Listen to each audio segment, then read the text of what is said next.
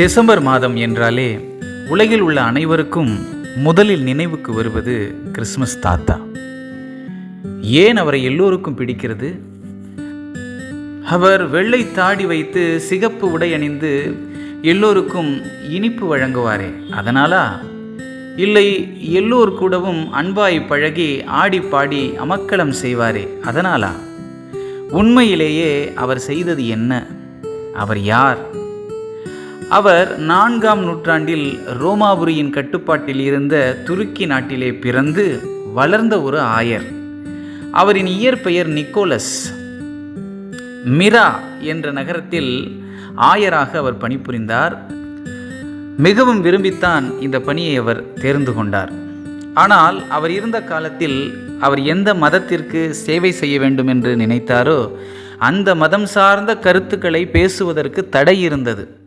ஒரு கூட்டம் நடத்த வேண்டும் என்றாலும் அதை யாருக்கும் தெரியாமல் இரகசியமாய் நடத்த வேண்டும். தெரிந்தால் தண்டனைக்கு உள்ளாக்கப்படுவார்கள். இப்படிப்பட்ட ஒரு இறுகிய சூழ்நிலையில் அவர் மக்களுடைய தேவைகளை சந்திக்க விரும்பினார். இயல்பாகவே பிறருக்கு உதவி என்றால் முன்னிற்கும் அவர் மிகுந்த இன்னலுக்கு உள்ளான அந்த மிரா நகரத்து மக்களுக்கு உதவ முற்பட்டார். உதவி செய்வதில் தனக்கென்று ஒரு பாணியை இவர் கடைபிடித்தார். யார் உதவி செய்கிறார்கள், எப்படி செய்கிறார்கள் என்று உதவி பெறுபவர்களுக்கு அது தெரியவே தெரியாதபடி பார்த்து கொள்வதில் கவனமாக இருந்தார்.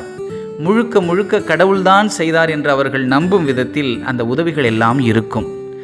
அதற்கு அவர் கையில் ஒரு அருமையான திட்டம் இருந்தது. அது என்னவென்றால், மிரா நகரத்து தேவாலயத்திற்கு வரக்கூடிய மக்கள் தங்கள் தேவைகளை கஷ்டங்களை விண்ணப்பமாக எழுதி கடவுள் முன் சமர்ப்பித்தால் கடவுள் உங்கள் தேவைகளை நிறைவேற்றுவார் என்ற நம்பிக்கையை அவர் ஆழமாக மக்கள் மனதில் விதைத்திருந்தார். அதை நம்பிய மக்கள் தங்கள் விண்ணப்பங்களை எழுதி தேவாலயத்திலே சமர்ப்பித்தார்கள். அவர்கள் விண்ணப்பங்களை ஒவ்வொன்றாக எடுத்து படித்து இதை யார் சமர்ப்பித்தார், உண்மையிலேயே அவருக்கு இந்த உதவி தேவையா என்பனவற்றையெல்லாம் அவர் ஆராய்ந்து அறிந்து உதவிகளை செய்தார். உதவுவதற்கென குளிர்காலத்தில் குறிப்பாக டிசம்பர் மாத இரவுகளை அவர் தேர்வு செய்தார். ஏனென்றால் அந்த குளிரில் யாரும் வெளியில் நடமாட மாட்டார்கள். ஆகையால் இவர் யார் என்று தெரியாமலேயே உதவிகளை செய்யலாம். அப்படித்தான் ஒரு ஏழை தந்தை தன்னுடைய 3 பெண் பிள்ளைகளை திருமணம் செய்து கொடுக்க முடியாமல் தவித்து கொண்டிருந்தார். அந்த காலகட்டங்களில் ஒரு பெண்ணை திருமணம் செய்து கொடுக்க மாப்பிள்ளை வீட்டாரிடம் பெரிய அளவில் தங்கம் கொடுக்க வேண்டும். இவரோ ஏழை, இவருக்கு 3 பெண் குழந்தைகள் வேறு. ஒருவேளை சரியான வயதில் திருமணம் முடிக்காமல் போனால் அவர்கள் 3 பேரினது வாழ்க்கையும் சூனியமாகிவிடும். அவர்களுக்கென்று ஒரு மதிப்பும் மரியாதையும் அந்த ஊரில் இருக்காது. அவமானத்திற்கு உரிய வாழ்க்கையையே அவர்கள் சாகும் வரை வாழ வேண்டியிருக்கும்.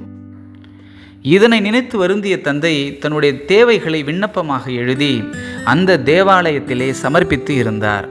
அதனை படித்த நிக்கோலஸ் அவர்கள் இவருக்கு உதவியே ஆக வேண்டும் என்று எண்ணி அந்த 3 பெண்களின் திருமணத்திற்கு எவ்வளவு தங்கம் தேவையோ அவ்வளவு தங்கத்தையும் மூட்டையில் கட்டி அந்த குளிர்கால இரவிலே அவர் வீட்டு புகைப்போக்கி வழியாக உள்ளே போட்டுவிட்டு சென்றார். இது போன்று பல்வேறு உதவிகள். அந்த உதவிகள் தான் காலப்போக்கில் இப்படிப்பட்ட உருவகத்தை உருவாக்கி கிறிஸ்மஸ் தாத்தா என்ற அடையாளத்திற்குள் ஒவ்வொரு ஆண்டும் இடைவிடாமல் நமக்கு நினைவுபடுத்தி கொண்டே இருக்கிறது. பிறருக்கு உதவி செய்யக்கூடிய நபர்கள் இப்படியே காலம் கடந்தும் நினைவு கூறப்படுவார்கள். நன்றி.